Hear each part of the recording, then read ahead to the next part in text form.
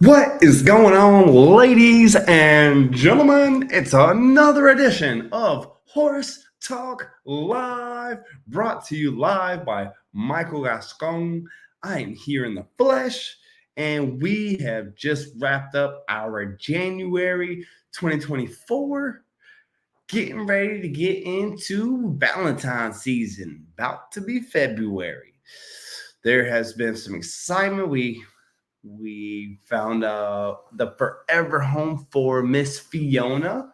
So super excited about that. It's always bittersweet to see our babies leave and go find their forever home. As well as it's the cold snap that we had here broke through. So it's starting to be beautiful out, getting back in that 70 degrees. So very exciting to see. We've got a warm blood in for training that is getting ready for the Winter Classic, which is an 8-week jumping show down in Gulfport, Mississippi, that we are preparing for. Just have a Mustang dropped off that is going to be a cold start. So that one should have some exciting videos. We have a question sent in from Miss Renee and a couple videos. So without further ado, I will bring to you some videos. Let's see what we've got. I think we are starting with Miss Lori. My hands are down. I'm chill. I release. How am I capping here? Holding until she slows a notch and then releasing.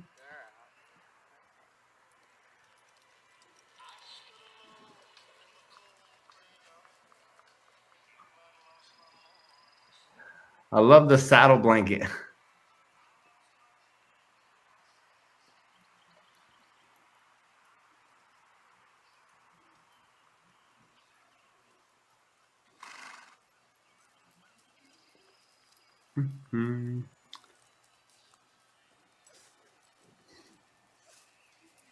So for me personally, looking at how you're sitting tells me that you want to be calm and quiet from the very beginning, from like those first step or two.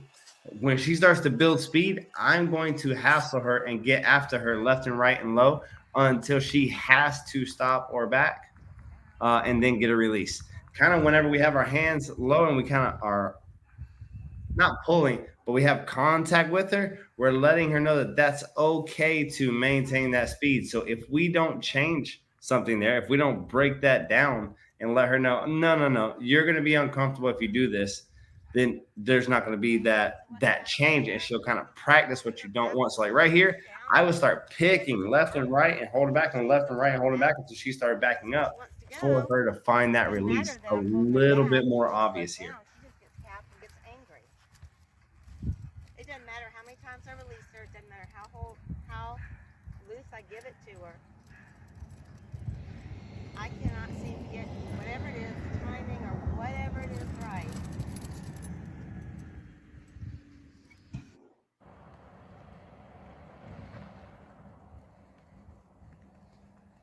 There we go. That's a nice flat walk there. This is all her. This is not me. I haven't changed anything.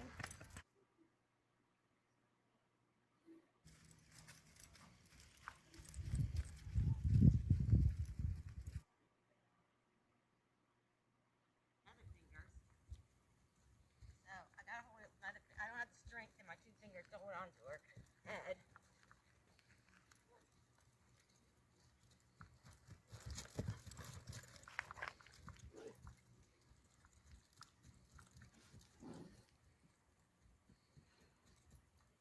So it looks to me like if I was to ride her, I imagine she's going to be resistant and stiff from the walking earlier. I mean, it's showing up more so now whenever we put her in motion, but from the walk earlier when she didn't want to walk, I imagine if you grab a hold of her and you flex on her and grab on her, that she is wanting to grab and wanting to pull. That's why it seems like it's on her.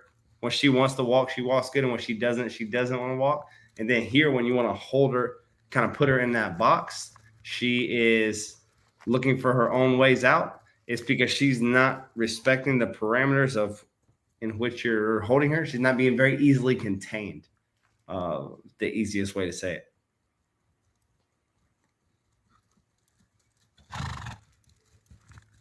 Slow.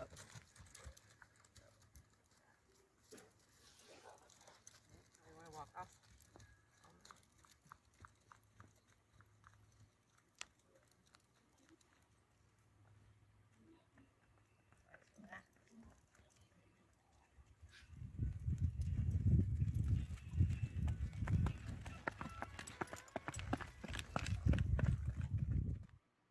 I'm gonna be getting with you, Miss Lori. I'm gonna see if I can come up with a couple options for you to see about helping you out with your horse. The wife and I are going to talk about it and see what we can do to best help you and her on your journey together. So I'll be getting with you. You'll be hearing from me in the next day or two. I know you're coming for a retreat here in 2 weeks, and we're going to see what we can do to help you out because you're already on the right track just by trying. So now we just give you a little bit more support and help, and we'll go from there. Miss Liz looking good. Got that pony with his head down.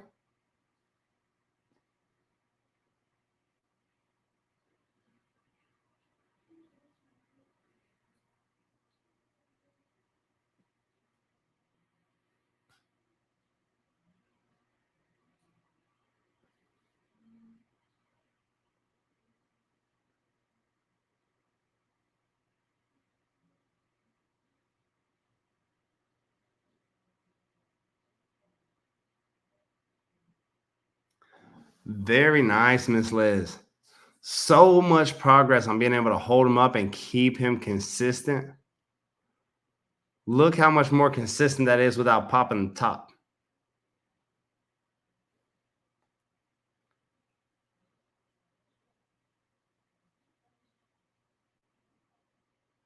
There we go. He thought about cantering for a second. You just kind of bumped him off center right there to keep him balancing off your hands. Really, the key is if he doesn't build, if he doesn't lay on you, that horse can gait for a long time without problems unless he lays and builds, in which time he feels like you can't contain him. Very nice. Very nice work.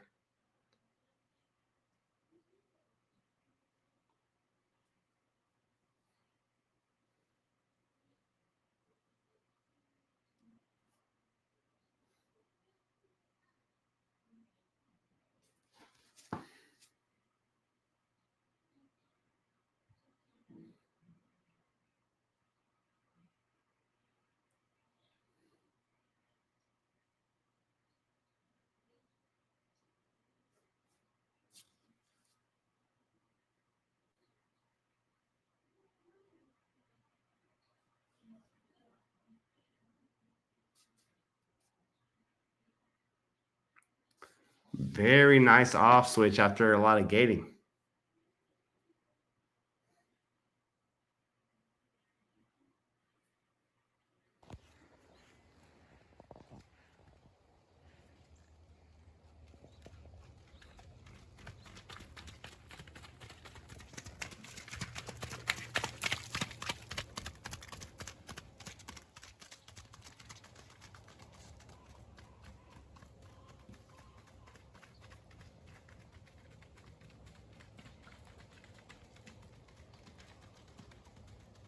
Looking good gating, looking consistent. If you feel like he's going to try to canter with you, you can just side check him a little bit and release.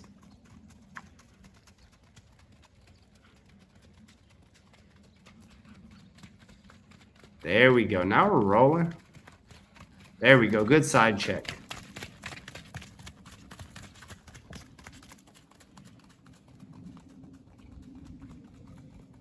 I think this work right here is going to do great at getting him where he can move his feet without getting crazy excited. You're working him just like I was working, where you're just keeping him real consistent and having him go along there.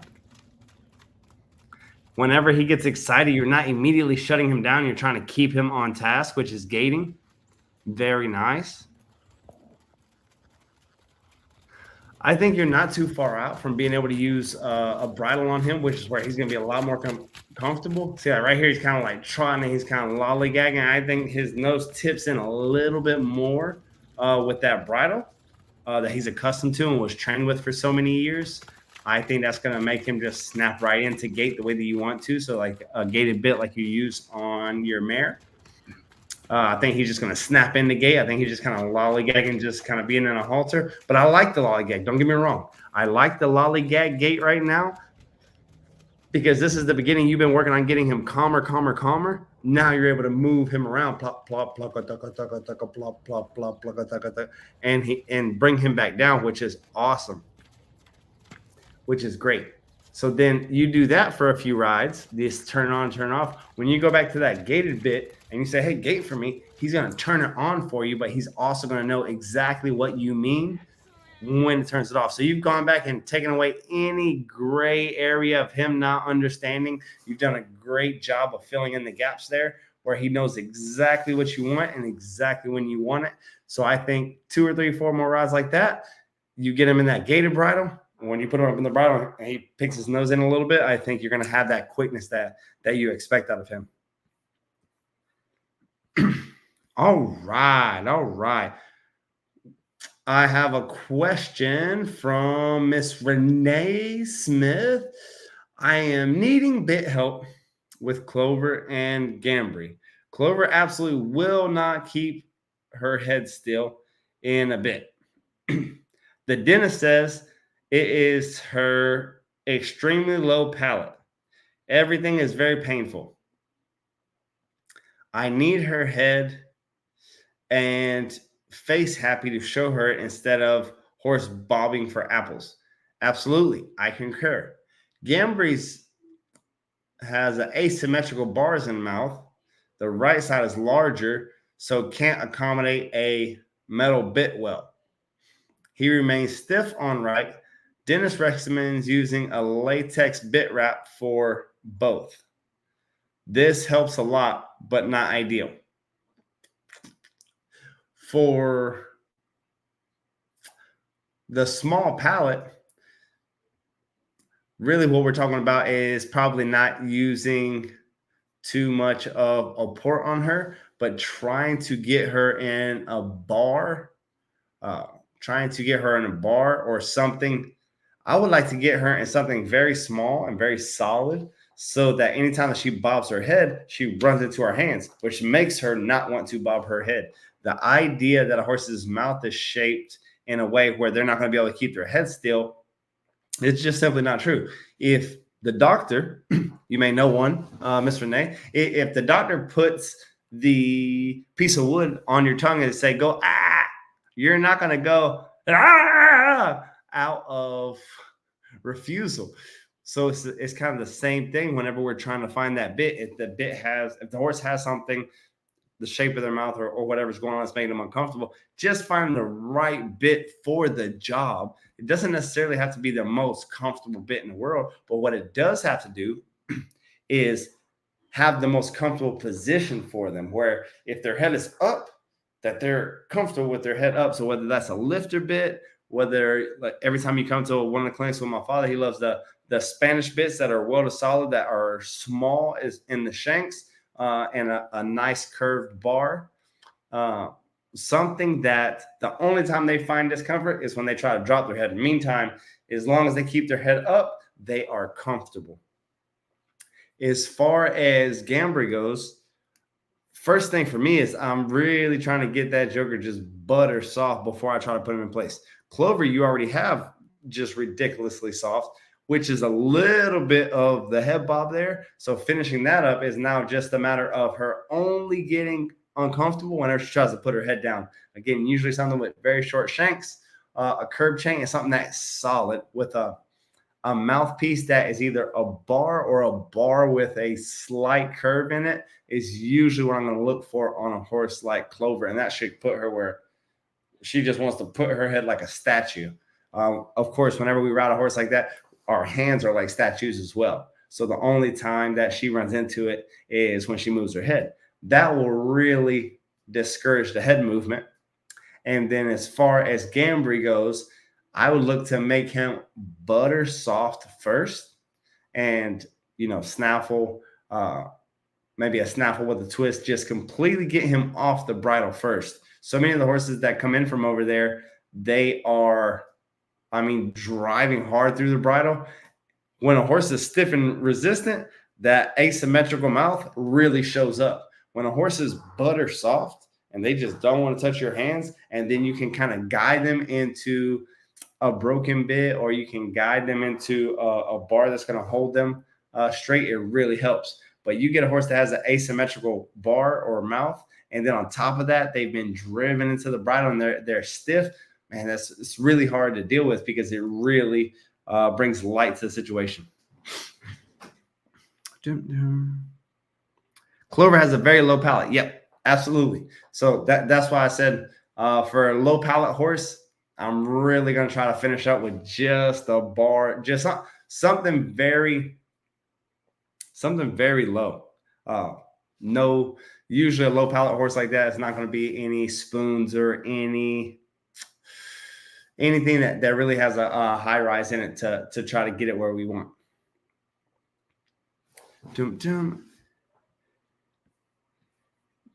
Cambry has very much less space on bars on right. Absolutely. So this happens. You run into ponies that have deformities, and you have some horses that have parrot mouth and monkey mouth and all kind of interesting bars that we've seen through the years of showing horses. And the name of the game is to get them butter soft first, and then once they're really trying to give in every way imaginable, then that's when we come back and we're trying to make them comfortable with the situation. So it sounds like Gambry isn't to that point yet. Clover might be to that place where we're really trying to figure out, okay, here, let's put her in this or that. I believe we made a bridle adjustment the last time that we were at the retreat and got a pretty good change out of her. The Cairo recommended rubber bit for both. Rubber wrap on a horse that's already stiff is going to get them more stiff. Might not be the end of the world for Clover, as she's already pretty soft and gives really good, which is kind of probably the beginning of the bobbers. When they get really soft, they really want to start giving. So when you start driving them into the bridle, if you're not careful, they'll develop a little bob. But if Gambry is pulling or stiff to one side, stiff to that right, and you put a rubber wrap on him, that joker is going to get stiff. Whenever we reward horses and we give back to them with something that gives, that's something that is rubbery or a cover or a wrap or something like that, that's already with the assumption that they're really trying to give to us. So possibly that'll work for your filly. I don't believe, again, I haven't ridden Gambry, but I imagine just by you putting still get stiff on right in the questioning, I imagine that is not the right call for him. Again, horse that's started already driving into the bridle and get stiff, you double down and wrap, you're going to double down on the stiffness. A lot of times I've seen this in the English industry. When a horse throws his head a little bit, the trainers think that it's because the horse is uncomfortable, and they double down in the softness area. That would be the equivalent of a dog pulling a person around in the dog park, like stretching their arm out and making them walk fast. And we think, well, look at that dog. It's just uncomfortable. We need to take that leash off and give it a harness. And now if the dog was already pulling the person around and being stiff and dragging the person, if we give that same dog a harness, that person is going to go for a ride. That person is going to get drug all over the place. A lot of times we need to double down in the other direction. I've seen Clover go around and seen the adjustments on her. I believe for her, could go with a rubber wrap, but I believe it's about getting something solid and short in her mouth that is not going to move, where she says, oh, I better not bob into this. Could go with a rubber wrap if you like on her, but I don't believe that's the right move on your icy. I would double down on getting him soft first and then come back and try to get him super soft. She is great in a bitless bridle. Absolutely. So you'll run into that where you have horses that are absolutely better bridleless than they are bridled. And for some unfortunate reason, the competitions you will go to won't let you ride bridleless or with a bitless bridle. And you think, well, dagnabbit. And it's just part of the figure out the puzzle that we call horse showing. I've had multiple horses that they would perform better if you could put them in a bitless bridle, but at a certain age, like in our show ring, they have to have a bit, and they don't take the bit well. And that's the reason, if any of you guys have ever been to my place, most of you have, if you look up on the wall, there are 300 bits. Most days we use 3. We use a halter, a snaffle, and a snaffle with shanks. True. The reason there's 300 up there is exactly what you're talking about. You have a horse, works good, is trying hard, is doing their best. A mare that's not trying to be mare, she's trying to do her job. No bit, no problem. You put the bridle on and start fussing. You know you've done the dental, you know you've done the caro, you've done everything you can. So now it's time to figure out, okay, what exactly is going to give her the clearest messaging that if her head stays in one place, she gets left alone. And if she bobbles her head, she's uncomfortable. And that is the puzzle. That's exactly why those big time show trainers get paid so much, because they have to figure out the puzzle for all of their clients. So for everybody that wants to win, they have to figure out the puzzle. And for most horses, they'll just, once they're working good, they'll work in just about anything. But then you have some that you have to figure out. And that's where those real high-end trainers really come in to try to figure that out. And all they're figuring out is just what I'm telling you. How do we get her where she says, oh, the thing that should give you some confidence is we made a couple adjustments at the last retreat that you were at when you brought her. And overnight, from one session to the next, we saw big adjustments in her consistency level. So we know that there's just a bridle change or two away from getting exactly what you want. We've just got to find what that real bridle is. So I would suggest the next time that you come down, maybe you guys figure it out up there. If you don't have the selection to kind of pick and choose, that's one of the unfortunate things. If you don't have a deep toolbox at home, whenever you have a certain horse that you're trying to figure out, if you don't have 50 bits at your disposal, it's very difficult to, let me try this. No, that didn't work. Let's try this. Oh, that did better, but her nose is too far out. Oh, let's try this. Oh, but her head's too far down. It gives you the opportunity to try that out. So I suggest the next time, I believe you're coming down the end of this month or beginning of next month, I suggest you to bring her with, and I will get the bit maestro himself out, Mr. Jaime Gascon, and we will start going through that process of cause and effect and see what affects her the most to keep her face stationary. And that will be just what you need to get. Let me check the messages for anything else. Hey, all the way in South Dakota. Hey, Miss Debbie. We've got Florida, Missouri, St. Louis. Congratulations, all my Kansas City fans. Y'all are going back. Miss Barb, Patty Steph, Miss Wendy, Miss Maria. Guys, it was a pleasure, like always. Stay doing what you're doing. If you have any more questions or you're working some more ponies, feel free to send in the questions or send in the videos, and I will be happy to answer. And we are going to get it on here in February, get started. We're starting to roll. I believe we have our first retreat coming up here in a couple weeks. So retreat season is about to be up and on its way. So we are going to get back to helping folks and helping horses. The training horses have started rolling in. So 2024, here we come. All right, guys. Y'all have a great weekend. I'll see you all next week on Horse Talk Live.